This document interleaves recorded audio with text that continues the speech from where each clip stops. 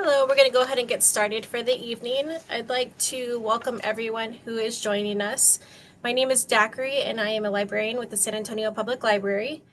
I work with a group here at the library called the Queer Committee, and we work year-round to support, inform, and empower LGBTQIA and Two-Spirit people and families through advocacy, as well as allies through access to resources. Tonight, we're having a panel with three distinguished guests about Pride as a form of protest and Pride as a form of celebration. A few housekeeping things before we get started. The session is being recorded, so for anybody who is attending that submits questions, please be aware that the session is recorded and will be placed on the San Antonio Public Library's YouTube channel. If you would like to ask any questions, we encourage you to do so by using the Q&A chat feature at the bottom of your screen. And closed captions are available as well for attendees. You just have to opt into it by clicking on Show Captions, and it will allow you to put those on your computer screen on your own. Moving forward, we'll have Michael and Kaylee who will be taking over for the rest of the evening. So go ahead. All righty. Thank you very much, Dacry. Hello, everyone. My name is Michael Dunbar Rodney. I am an adult services librarian here at Central, and my pronouns are he and him. My co-moderator is Kaylee Avila. Pronouns are she, they, and they are a work in our Texana department, Texana and genealogy. And I will go ahead and allow our panelists to introduce themselves. We'll start and go from Amy to Melissa to Anel. And if you would go ahead and just let our audiences know your full name and your pronouns and the first Pride event you remember attending. So let's go ahead and start with you, Dr. Stone. Hi, my name is Dr. Amy Stone. I'm having a little bit of a tech delay, so if I end up getting kicked out, I'll be right back. My pronouns are they, them, and the very first Pride event I ever went to was Long Beach Pride in the 1990s, which was actually a really, really, really big Pride event. Like, it was huge. I had no idea that that wasn't just like normal. That would happen everywhere. So that was really exciting for me. Melissa? Hi, my name's Melissa Golke. My pronouns are she, her. The first Pride event I went to was in San Francisco in the 1970s, and it was amazing. Absolutely something I'll remember for the rest of my life. It was my first exposure to queer culture on a very grand and a diverse scale. And Anel? Excellent. Hello, everyone. My first Pride event was, and I just was reminded of this a few weeks ago, was actually at the University of the Incarnate Word in 1995. And it was a Pride event that I actually put on. So I started an LGBT organization that was then cut down. Like, I wasn't even allowed to start it. The president said no. Long story short, Sister Martha N. Kirk, who's amazing if you don't know who she is, was like, it's okay, Anel, we're going to make this happen. And I'm like, okay. So we actually had a Pride interfaith vigil in the front of campus, right in front of the huge administration building at Incarnate Word in 1995. So that was the first Pride event I went to, was one that I threw. So that was really cool. Yeah. And I'm going back to Incarnate Word in 2 weeks to talk to the organization that I started. So it's pretty cool. That's awesome. I know, really it's twisted. I can't believe I'm at where I am this age. You know what I mean? I'm like, how did 30 years go by? Although, so Yeah. our audience can read about you later, if you would also give your full name and pronouns. Anel Flores, they, them, she, ella. Awesome. Thank you. Oh my God. Okay, so that is very exciting to hear. So as Dacry mentioned, we are here to discuss Pride as a form of protest and Pride as a celebration, kind of the way the views have shifted over the years, you know, using the experiences you have gone through. And so Kaylee and I will alternate asking questions, although the goal of the questions, of course, is just to spur conversation as needed. So I'll go ahead and kick us off. So this is, when people think of the words pride and protest, their minds typically go to Stonewall. Are there other protests that you feel go unremarked in our queer history?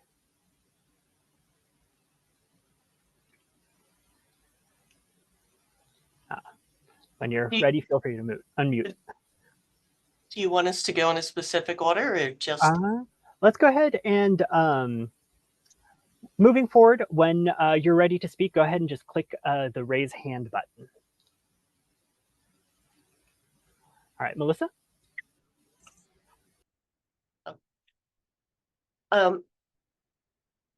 There was in San Antonio, to give some context, I'm a scholar of local LGBTQ history.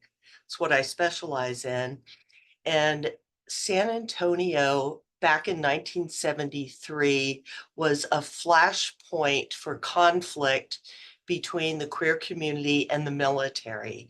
This is an important chapter in the city's history because the queer community stood up to oppression and repeated raids in a very significant, well-loved queer haven called the San Antonio Country.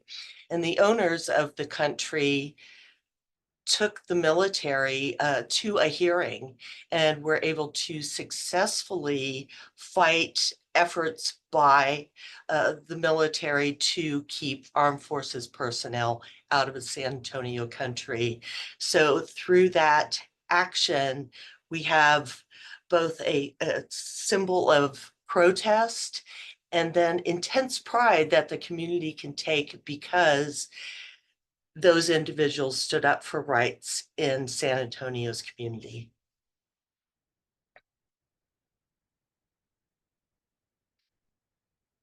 Anel. Thank you for that, Melissa. I love to hear. I always loving to learn more history. And the San Antonio Country is having an event coming up soon. They have events all the time. They're still around, so that's even cooler.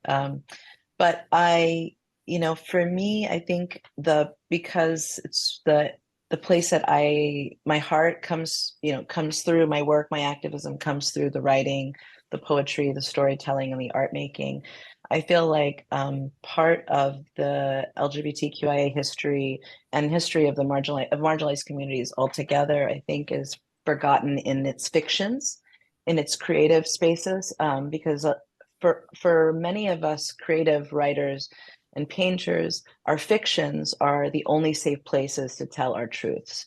And so a lot of history is found in our fiction, in our essays that are published in little mini zines, tiny, little pamphlets, flyers, all these moments that we are looking at as fiction or like marketing material. That's part of our history, I think, is very valuable, and where we could create little messages, and that kind of messaging becomes like a folk art in a way, and a part of our culture, and creates culture bearers for all of us who are making that work. Okay. Dr. Stone.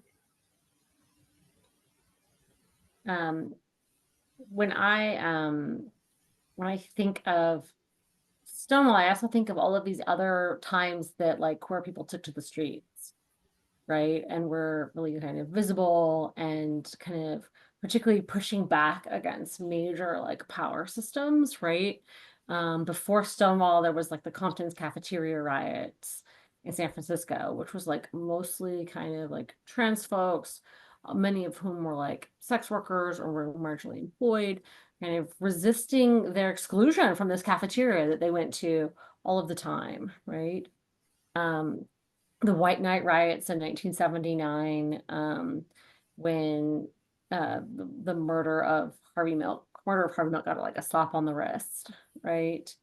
For his involvement. And then like ACT UP protests taking on the CDC, kind of pushing back against, the way that people with AIDS were neglected, during the first pandemic. Yeah. Thank you all for sharing.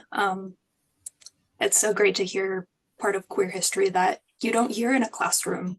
I know I was the one who told my US history teacher about Stonewall as a high school student, so it's so powerful to have this moment where we can share and talk openly about it through the public library. Moving on to our next question, when you celebrate Pride, what are you celebrating?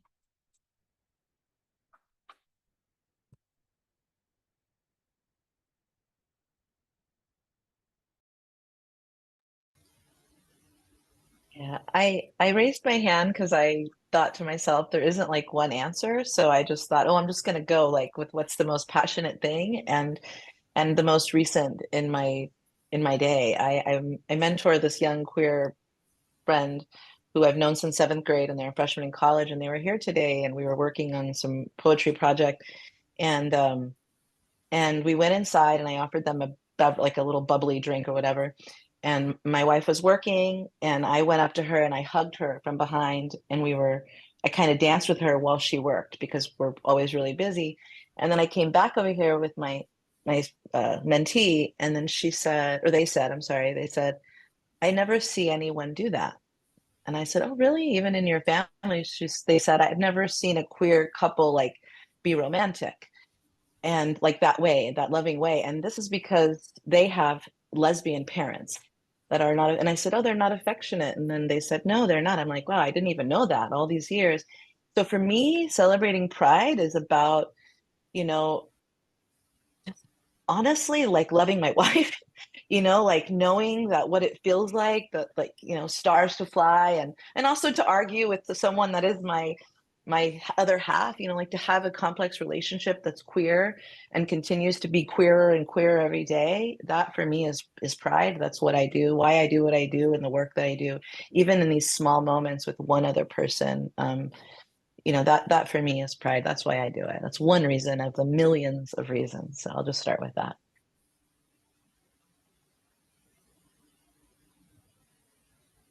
So, Wow. How can I follow that? Oh, that's amazing. That's amazing. I feel pride every day in, I'm in such an awesome position to be able to just reach out and provide broad access to our history, to students, to community. And when I'm out in the community and interacting with folks, it is just so brilliant. It's so brilliant. I went to National Coming Out Day last week. I saw Michael there at SAC, and anytime I'm on campus around young queer people who are just embracing who they are, that is pride. That is just sheer. I know this ties into a later question about queer joy, but it is just sheer joy and ecstasy to be able to experience that and to share it with people openly without having to hide.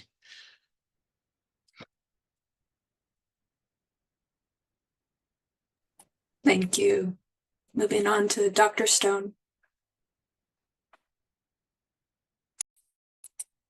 You're muted. There we go. So for me, for some reason, the first thing that came to mind was that I was watching, I'm embarrassed to say, but I'm like a Heartstopper fan, right? So I was like watching this like Netflix show about these like little gay boys, and this like boy comes out as bi, and like they're so into each other, and they have their little gay friends, and realizing that like in the show there's like tons of romantic kissing between the boys. Like, tons of romantic kissing, right? And it's like really romanticized. And sometimes it happens in public. And sometimes it happens at school. And I was like, this is what we're here for, right? Like, not necessarily like kissing is the end all be all. Like, some people don't like it, right? But there's something really rich here about just being like, we get to be little teenagers who have crushes, right? We get to tell people about those crushes and have them like you know, like Forever They Crush Back, right? We get to just kind of like do this, like, we don't have to wait until we're 19 to come out, you know, anymore. And I feel like there's something that was just so like healing and joyful for me seeing this, like, just like TV show almost anyone can like watch on Netflix, right? That is just so openly celebrating young queer love and the complexity of it. So for me, in this moment, that's like when I think about Pride, I think about like getting to just, you know, enjoy each other. I think.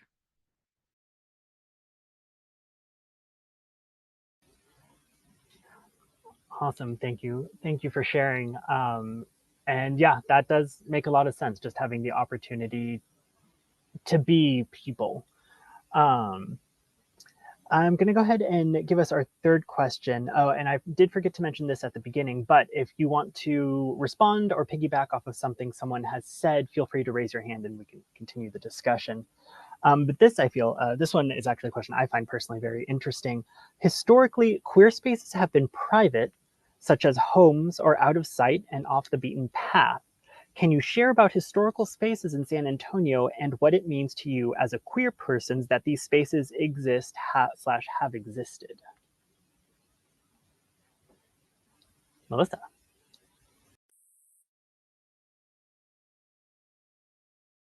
You're muted. I'm sorry. How much time do we have? Because this is like my wheelhouse, totally. We're still pretty good, so yeah, I did kind of figure. Let's do this. Well, I've been studying the evolution of queer space in San Antonio as an urban historian for 15 plus years and have actually mapped the evolution of those spaces over decades. I'm really excited to share this this evening, that the data sets that I've collected, the images that we're collecting are going to be part of City of San Antonio Office of Historic Preservation program called Scout SA. They'll be taking the data sets about queer spaces in Tobin Hill over decades and putting them into their GIS program. So we will now publicly have queer representation at the level of the city that documents those spaces that were so important. So stay tuned. I'll keep everyone informed when it's up there, but it is very significant to have a local government entity reach out to me about the work that I've done and enthusiastically incorporate that into their mapping program. So it's really exciting and nice to know that we'll have that public facing story. Those stories will be told on a story mapping system. Okay, that is really cool. Anel? Yeah, I can't wait to see that, Melissa. I love all those things so much. And for me, you know, those spaces, knowing what they are, it's important, like for my young mentee that I was talking about earlier, because they, you know, we are looking for home, we're looking for space, we're looking to feel like we can ground ourselves in everywhere we are. And in San Antonio, we do have a huge queer history and queer herstory, a queer story, but you know, like we're talking about today, it's not out there enough. It's not, we know it. People are like, oh, the bar, the strip, or go to Main Street. But you know, when I was 17 in 1994, 1993, I didn't know where to go. There was a tiny bookstore called Texture. So you ask about places. There was a little women's own bookstore right here off McCullough. I went right in there. I was a senior in high school. There was a big old, not a big poster board, but a little poster with like little flyers. Picked off the Esperanza Peace and Justice Center out at the movies flyer. I mean, it was something. I don't even remember what it was, but 1994, I was already there. I found out that at that point there was already like a pride group happening in a little casita on St. Mary's. I went to that movie night. went to the Esperanza. The Esperanza connected me with San Antonio AIDS Foundation. San Antonio AIDS Foundation connected me with Beat. You know, I mean, there's so many. It's like, and you know, just knowing that those places were there, like Evergreen, Maine, Ashby, Tobin Hill, like all those places, we were crawling in those spaces. We were renting those apartments. We were 5 or 6 of us in a 2-bedroom, like just to be close to the queers, you know. And also just the space of the drag queen stage for me is also a place that I don't know if we recognize enough in terms of the impact that the queens and the kings have done for our community, the work of bringing us together and like enjoy. Those kinds of places as well were safe places for many years. And so I just want to always mention the Esperanza because pivotal, those people, Martha Prentice, the space she made in Women's Space magazine, that's a space, it's a place, but it's a paper, but it's really a home. So I love to talk about how places and spaces are, you know, they're hybrids. They're not just a physical home, but sometimes a spiritual space and a story, you know, as well.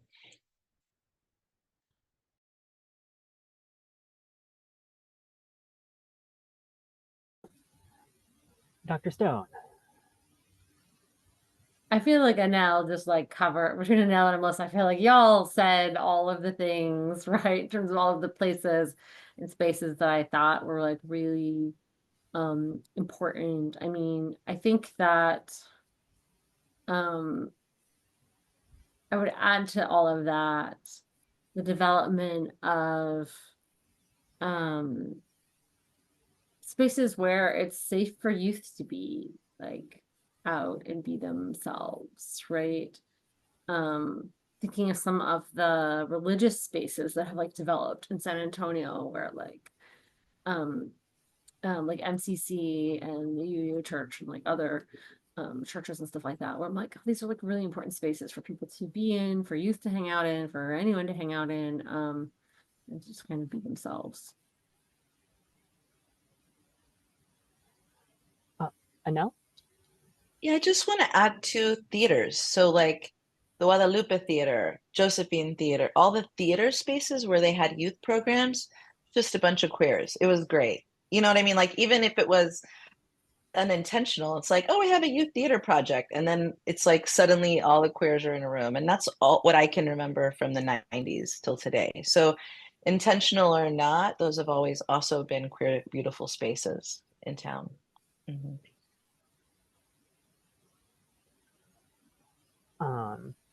Well, that actually makes me want to.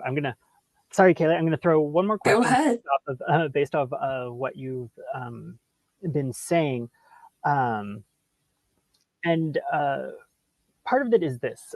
It does feel sometimes in queer history there has been kind of this pull between like the public spaces, which were usually bars, and private spaces, which were usually homes. After all, the lesbian organization, the Daughters of Bilitis, started as a alternative to going to bars, which were often raided. So in your personal experience, do you have an appreciation for one or the other, just personally? Like I don't mean like objectively one or the other is better, but do you have more like stronger memories about like the private personal queer spaces you've been in, or like the public ones, like the theaters or the bars or things where maybe you first found community? Give you a minute because that was a curveball. Dr. Stone. I think for me, the experience of being in a public space that was queered, even temporarily, permanently, right, was really invigorating. It was really liberating. I remember that it was actually in another country. I was in Japan, and I went to my first like lesbian bar night, and it was like me and like I was one of the few foreigners in there, but just the that feeling of like, oh, like I can relax, like I'm like in a queer space, and we can't always like it's complicated, right? Like just because it's queer doesn't mean it's safe. But for me, there was something about taking up that public space. The time was really denied to us. Like there wasn't a lot of visibility on TV. Like it was like you can be gay, but you couldn't be like publicly gay, like in the same way. And so I felt like taking up a bunch of physical space was like really empowering in a way. Thank you. That's a, yeah, that's a, I hadn't thought about it that way before. Melissa?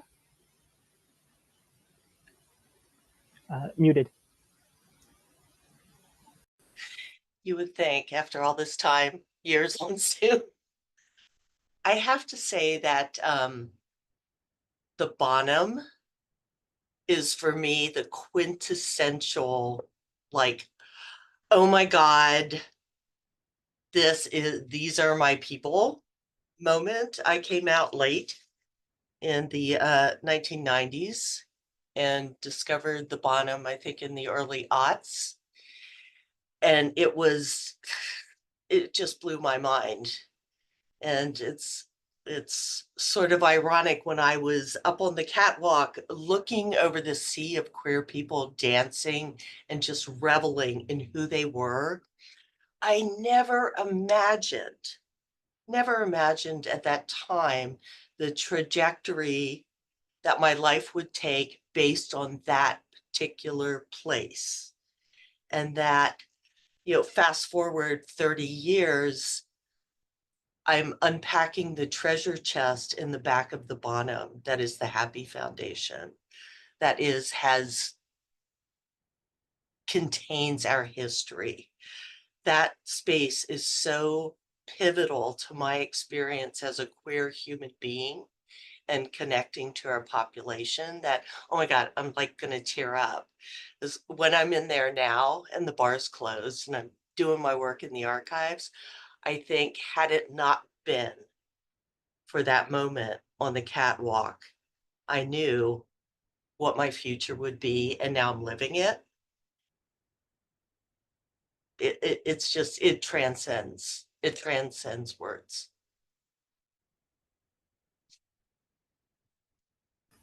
Anel? Thanks. Thank you again, Melissa, and Amy, talking about Japan. That's so cool. I public spaces also. I mean, both. I'm now a family, and I have kids and a wife, so we have a lot of not private, but home community also. But growing up, like, yeah, my first, I think, big funny kind of public event was that my friend Lisa and my friend Lisa was backup dancer for Erica Andrews, and we're still friends. I'm going to see her tonight, actually. And this was a long time ago when we used to have Gay Fiesta, which was like a Latino themed gay event, which was like, what? Again, this was early 90s. And this was at La Vita. That whole big, huge round hall was like a bunch of people, like gay Latinos running around. And Lisa's like, meet me there. I was underage, so I showed up with, they had to put the black X's on me. And I went in 19, and then I was going to see the Queens. And then, of course, Lisa's dancing. And I'm like, oh my God, she's dancing behind Erica Andrews, looking all cool. That moment for me was the joining of home, which was like my Mexican wedding quinceañera culture, like mariachis and music and Tejano hats and buckles and all the things. Like I walked in there and I'm like, whoa, my whole family's in here and they're gay. This is cool, and they're wearing like rainbow necklaces and like they're have, big lashes, and they're like my Theo's walking by like in his like custodian shirt, like true story. Like you're talking about like domestic work, every type of person that was brown, I saw them gay for the first time. And I thought, holy shit, yes, I want this for everyone. I want to feel this forever, So the public spaces, visibility, it's beautiful. The first butch I ever saw was Maria Salazar. If you know her, you know what I'm talking about. She has a presence she's a badass bucha. Attorney, and I saw her at Jim's in 1994. She came in from being at the Saint out dancing, and I remember her giving me a head nod, and I had a hat on, and I was like, oh my God, I want to grow up to be just like you. So it's that kind of public presence that I know is going to make this world better. So like Maria's face and all those cool queers, so yeah, public for sure. Those are my memories. Absolutely. Thank you all for sharing. So on a similar train of thought, we owe it to trans women of color for starting and continuing the work that has garnered so many LGBTQIA plus rights. Can you share about a queer woman of color that means a lot to you and say why? I'll go ahead and start us off.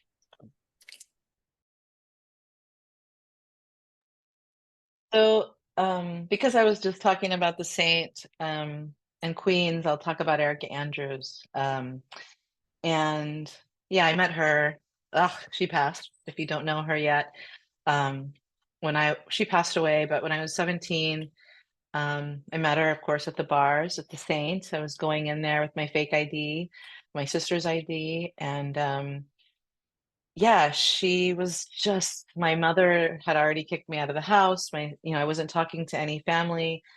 And she became one of those first women that I saw that was a Latina, that was fierce, that could be my cousin or my sister, or my, something. And so immediately I just met her, her whole, like, besides being a total badass pageant queen, she was funny and crude and silly and goofy and loving and generous and kind. And so she worked at the Mac counter also at Dillard's. I'll never forget that because we were friends and I would meet her there. There was a McDonald's at North Star Mall at the time. So I would meet her for a break and we would go up to McDonald's and I would walk with her. She would tell me what all the other women at the makeup counter would say about her, calling her a monster, telling people not to go buy from her, not to get help from her.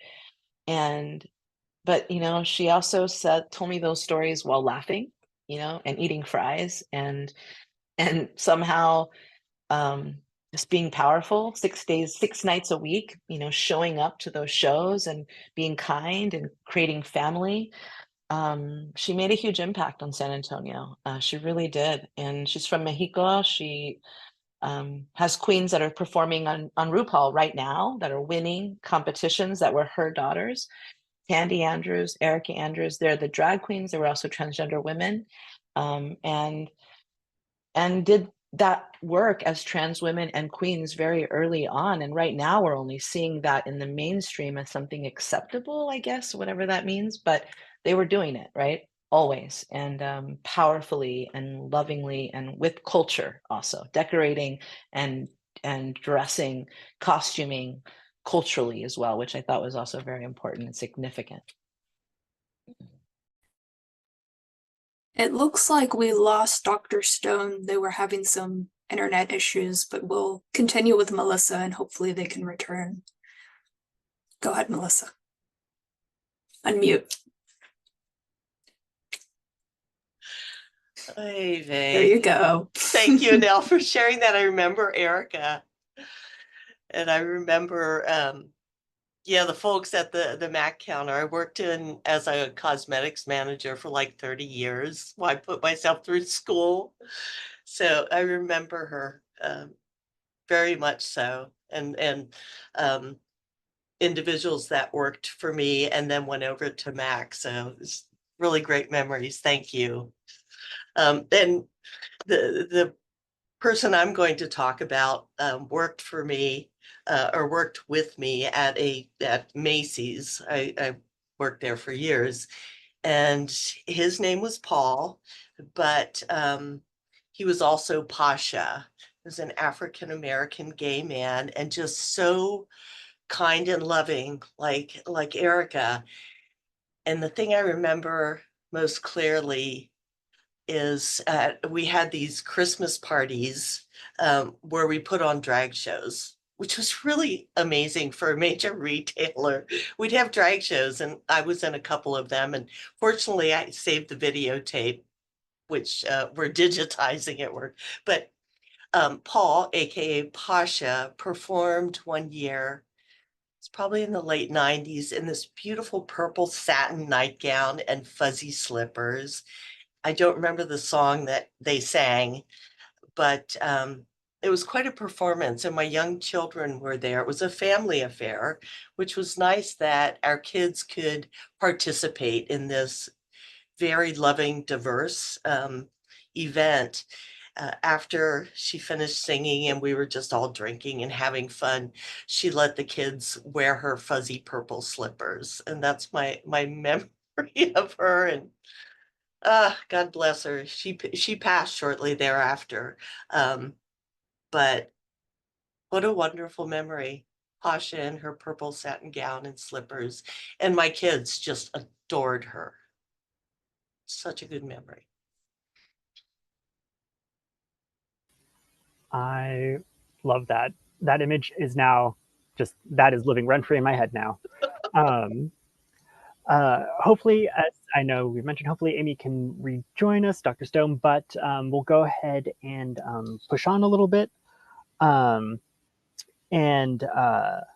so the next question, actually, this is one kind of at the core of our topic. So the history of Pride did start out and has typically been associated as a protest. However, when people think about Pride now, they primarily think of it in terms of a celebration. And as a result, especially with the shift in societal views, we've seen an increased commercial presence in and around Pride. Do you feel that this commercialization of Pride kind of disconnects our community from our history?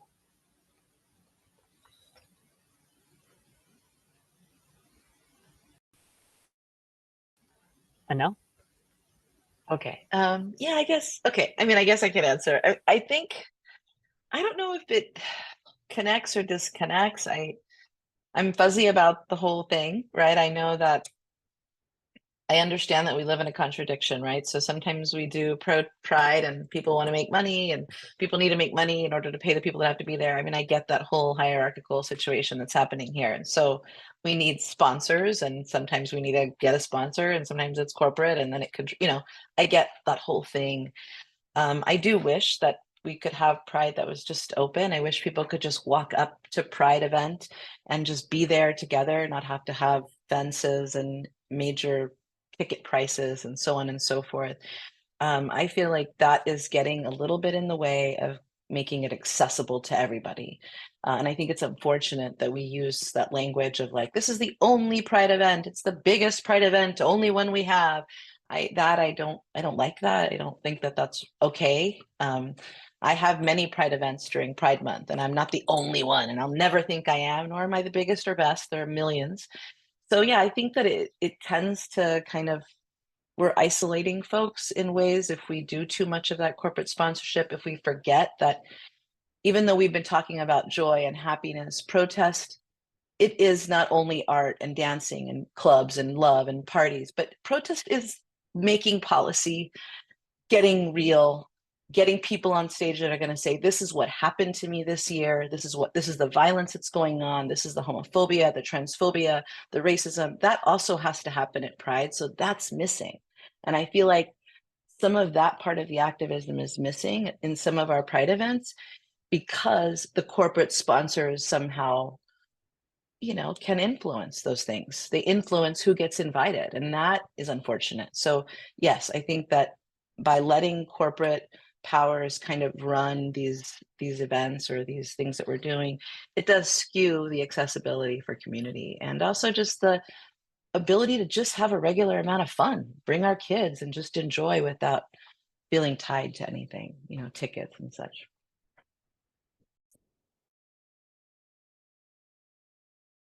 Melissa? Oh, you're muted.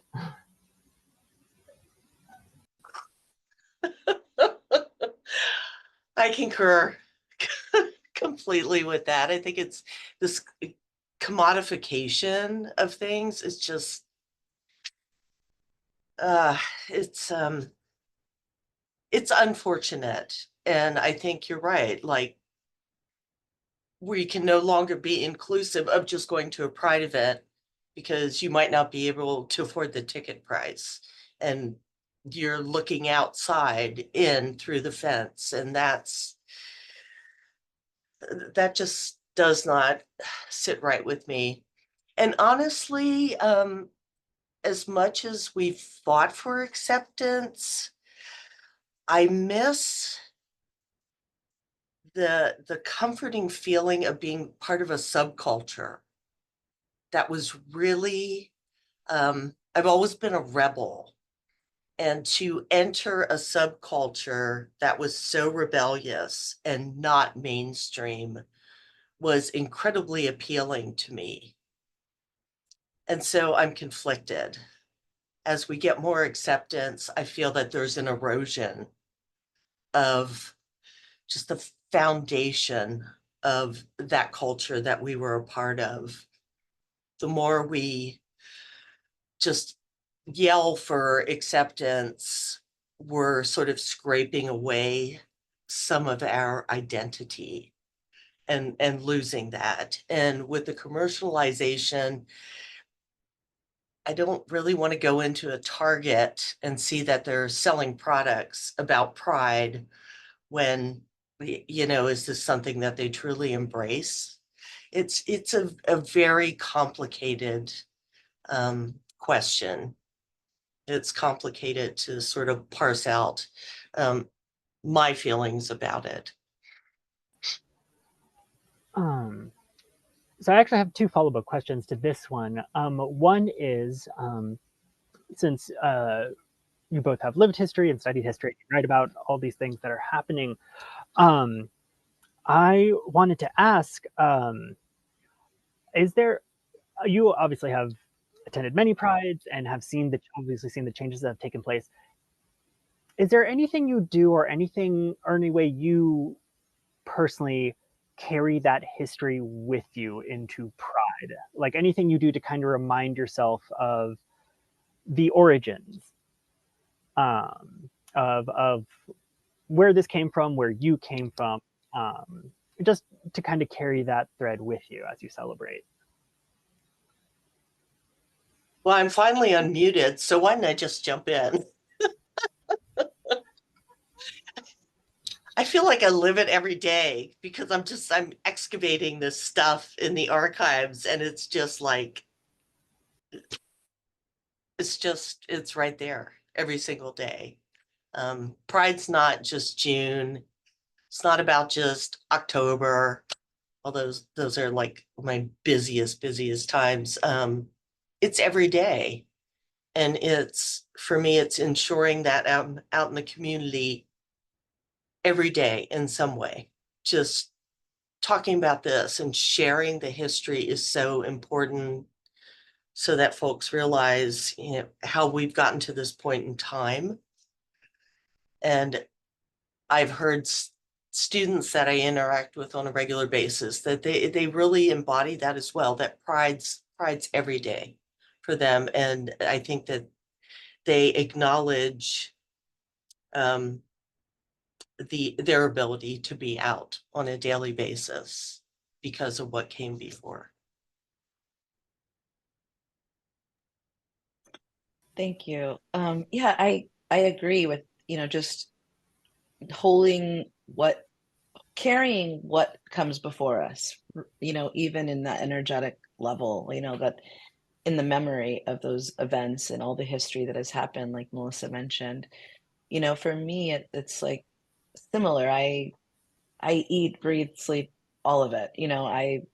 I try, I'm very intentional anywhere with my mom, or in front of, 500 people at a Latina Leadership Institute panel, like on Monday where I was. It's like I'm very adamant about making sure that every answer, especially in spaces that are heteronormative, which is almost every single space, even a gay space, it's like I'm very clear that nothing will come out of my mouth unless it's related to me as a queer person and my community as an LGBTQIA person. So like on that stage on Monday with cis straight women and me, 3 others, every answer was like everything. I always said the word LGBTQIA, I said transphobic, I said asexual, I said bisexual, I said intersex. I was like, let me tell you how to do.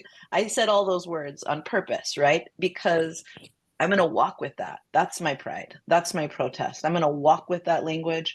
I'm going to walk knowing that we have forgotten our asexual community, our bisexual community, our intersex community, our trans community, and I'm going to say it. So I walk because I'm proud of all of our letters, right? All of our spectrum. And and I walk with the memory of all these people that have done this work before me, like Graciela Sanchez and Gloria and Amy and Martha, on and on and on and on and on, here in town and all over. And so, yeah, I walk with pride in that history everywhere. So that actually is great for my follow-up, because I wanted to ask, how has your personal relationship to pride changed over the years?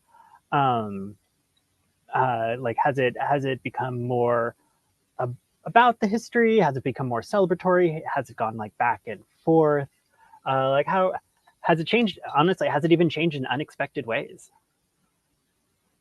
Yeah, I don't go out to the bars anymore. No pub crawling after the parade. Not unexpected, but No,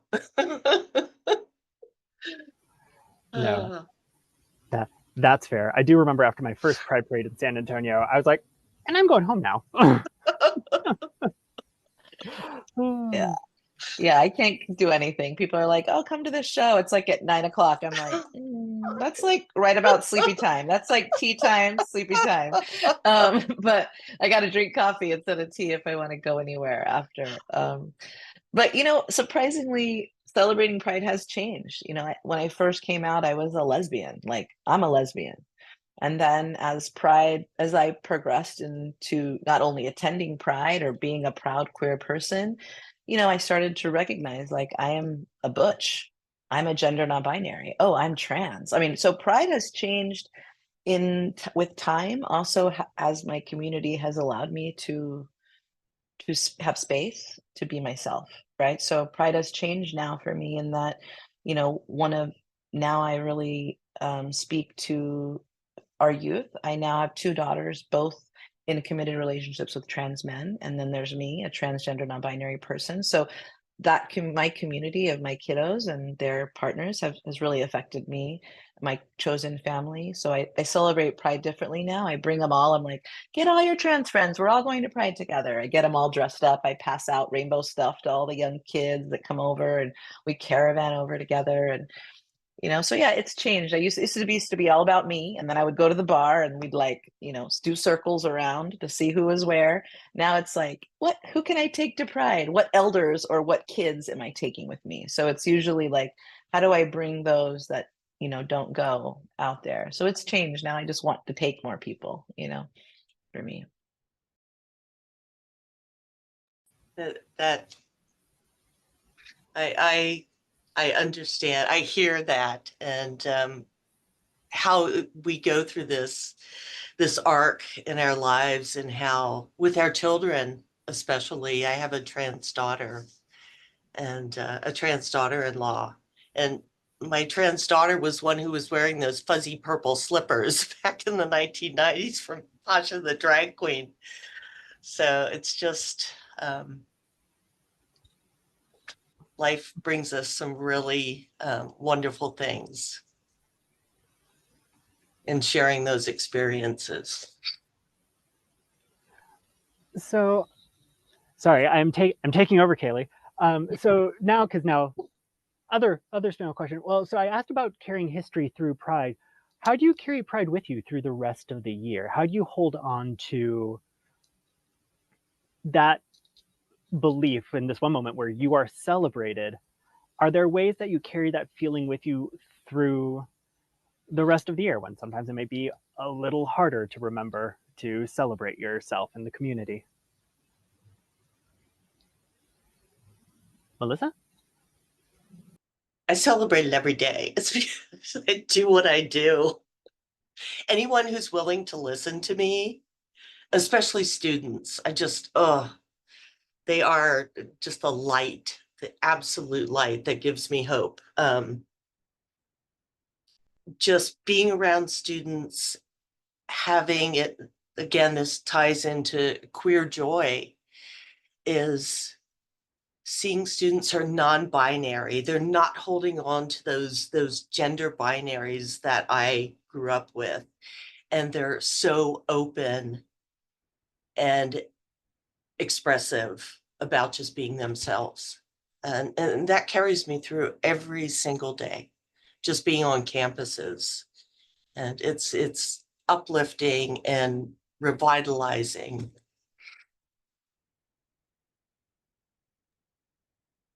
Same. I every day I wake up, I'm like, I'm a queer writer, I'm a queer artist, I'm a queer community lead. This is what I do. So but and yeah, there are days that suck, right? Like last night I was sitting with my father and my uncle, and I remember many years ago when 9/11 happened, sitting with them too, and them having a discussion about how to plan for our future.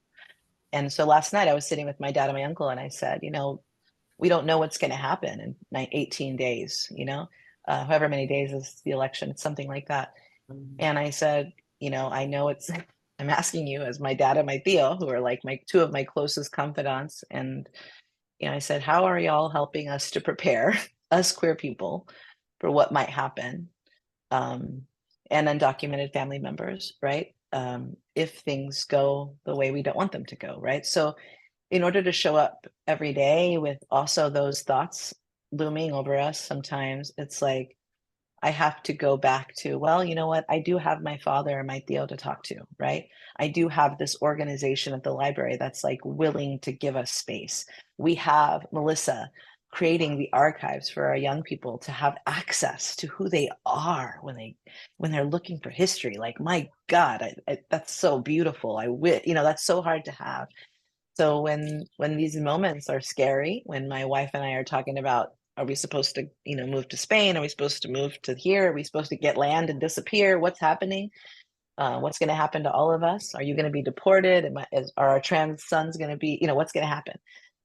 I just try to remember Erica Andrews. I try to remember all these badass folks that are like, no, it's okay. We got this. We're carrying us together. And I just have to remember, it's the memories, really, the stories that are told that I'm like, no, they've done this before. We can do this again. They've done it a million times. Stonewall, civil rights, Chicano movement. They've done it. We can do it. So that's how I walk that path. So we've talked a bit about queer spaces, queer individuals who mean a lot to us. I was curious if you could talk more about where you find community, and who makes up your chosen family, if you have one. You've sort of touched on that enough, but openly, either of you can start. Yeah, my queer family starts at the Esperanza. I met them at 17. I was a board member, and it's kind of like webbed out after that, from the Esperanza introducing me to artists like Shri Moraga or Gloria Ansaldúa or Antonia Castañeda here in San Antonio, or folks that are queer allies, queer community. It's just, I think they're all my family, right? I mean, even if I hardly see them anymore, Gloria Ramirez at the Esperanza, who just lost her mother, I haven't talked to her in 2 years, but the day I found out about her mom, I called her. It was like, Gloria is like my mom, one of my many queer moms around, and so they make up that family for me. Their parents, their families make up my queer family. My own family, my children obviously make up my queer family. And then tons of young queer kids that show up, they just show up here. Queer kids bring queer kids to bring queer kids to bring queer kids. And then we have a lot of young queer kiddos that call me Pops, and they call Erika Mommy, and it's real cute. A couple of them are coming over in a minute because we have another event tonight. And so yeah, really lucky. Lots of queer folks all over, artists, writers, painters. Yeah, and I'm your family. So I also like to say that we are a queer family. And if anyone in this room or any queer room finds themselves needing to call somebody, we're all queer family. Like, that's something we all should just teach each other, regardless, right? We're all queer family. Yeah, I believe that. I love that people call you Pops. I have a cat named Pops. Yeah, it's cute. When I hear it, I'm like, okay, it I works. just love Whatever. it. My daughter is a teacher, and she had a little boy in one of her classes, and they called him Pops, and I just thought that was So cute. so adorable. So cute. One of the weird things about working in archives is that I work a lot with the papers and the things, important things of people who have passed away. Mhm. And so it's hard for me to explain, but I have found community in people that I briefly knew that maybe I never met, like Sterling Houston. Oh, Um, yes. and now I found I love Sterling. you talk about, the spirituality of being gay, and that was so much about what Sterling was. And I Mhm. recently found an envelope in the Happy Foundation papers that contained the last written piece by Sterling Houston. Whoa. It is just phenomenal. It was with Toby Johnson up in Austin. I'm not sure if you're familiar with him. Mhm. He had it, and fortunately donated it to the Happy Foundation, but it's Sterling's last piece of work that was published in a book by Toby Johnson, and it's very much about his spirituality as Mhm. a gay man. It's a moving piece. It's uh, the note from Sterling to Toby about it is in there as well, and a photograph. So those sorts Oh. of experiences of seeing things that no one else, or maybe one person, has seen, just going through the very personal objects and personal correspondence and journals of people that have passed away. I feel that I have a responsibility Mhm. to our community to preserve those memories Mhm. and to be able to share those memories, which is why these individuals donated their records. So it's I think that's my level of community most often, is communing with the Mhm. dead and Mhm. having connections with Mm. those individuals. I love that. Mhm. Mhm.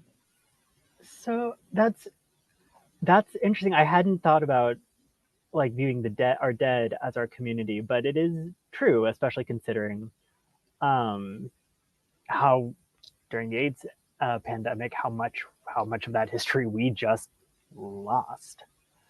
Um, and so I thinking of a question. You'll have to forgive me because it's coming to the top of my head, so it's not exactly fully formed, but it's every culture or subculture has their way that they pass down information. Like in college, I took a class called Gossip in 20th Century Poetry, which was basically an exploration of poetry, of popular poetry and gossip as a informal means of information transmission. Um, and it does feel sometimes like the only thing that keeps um, our history alive are the stories we tell. I think one of my coworkers phrased it as queer memory as oral history. Um, and so uh, I guess what I want to ask is kind of uh, whether you feel we can rely kind of on this oral history to fill in on whatever gaps are missing in our paper archives, or if you've encountered paper archives that deepened and enriched your own memory of historical events. So basically what I'm asking is like, do you feel that uh, the ways we pass down our history, oral or paper, do you feel that either one uh, provides a clear picture, or if like there needs to be a way to combine the two? Because unfortunately, the older generation is not going to be around forever, and some of that history is not written down. I think the community, San Antonio community, different, EXAC has done a really brilliant job of capturing oral histories, and we also do that. At UTSA, we have both in the archives. We have oral histories, we have the paper archive, so it's really a confluence of the different forms that are being passed down. But I have seen over the last 15 years of an intentionality within our community to ensure that we're preserving those memories. And fortunately, we have organizations and institutions that are embracing that and making sure that we're not losing histories. And Yeah, and I feel, I feel that both the oral tradition and the paper tradition, I mean, I'm going to speak from what I study, and that's literature, poetry, fiction, et cetera, et cetera. And, a good example for me is with the author Sharon Bridgeforth, who also performed with Sterling Houston. So that's why I kind of connected the two. Sharon was one of my first teachers early in the 2000s. Sharon's still around. She's in LA now. Badass, brilliant, excuse my language, I'm at the library. Beautiful, Black, queer author who writes from the jazz aesthetic. When she teaches, she's giving you history, right? She's amazing. And then when you read her work, she's giving you history of these personas of queer people in a Southern community. And so when you read her work, you're listening because she's a performance writer. And so when you read it, you could hear it as if you're sitting in a circle listening to a story being told. She's that kind of writer. She's so good.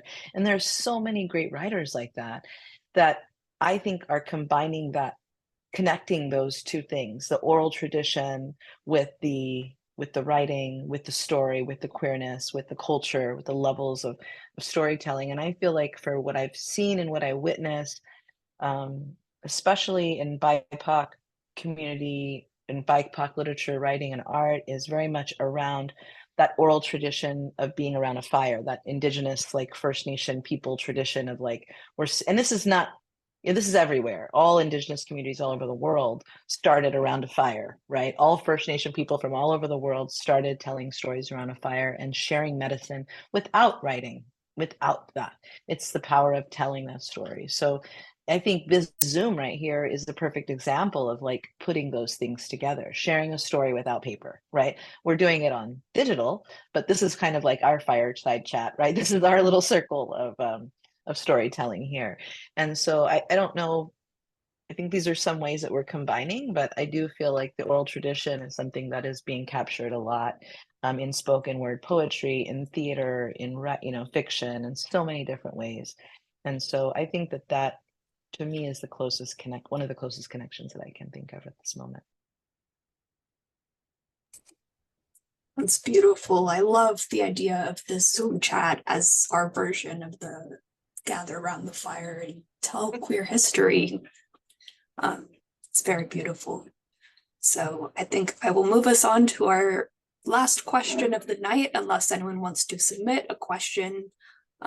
We might have time to squeeze a few in there, but what brings you queer joy?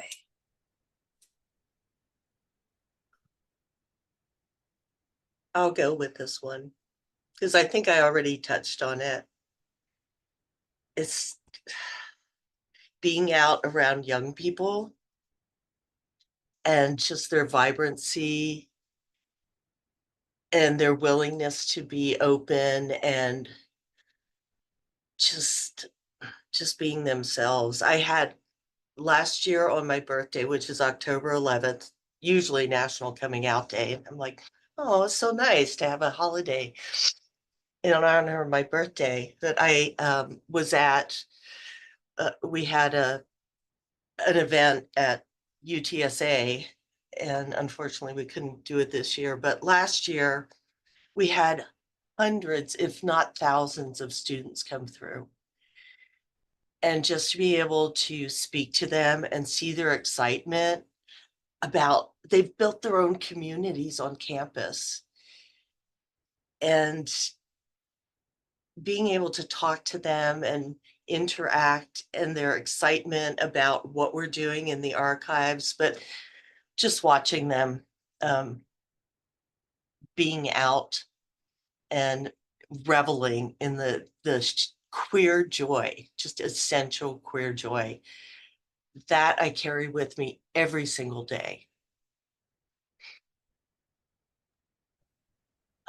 And I totally agree. Just so many vibrant young people, and also elders. I want to talk. I haven't talked much about our elders today, but most recently, I'm also a realtor, which is another life of mine. But my dad is a realtor too, and so when I left education, he was like, "Be a realtor; it'll help you have more time to be an artist." So I did that.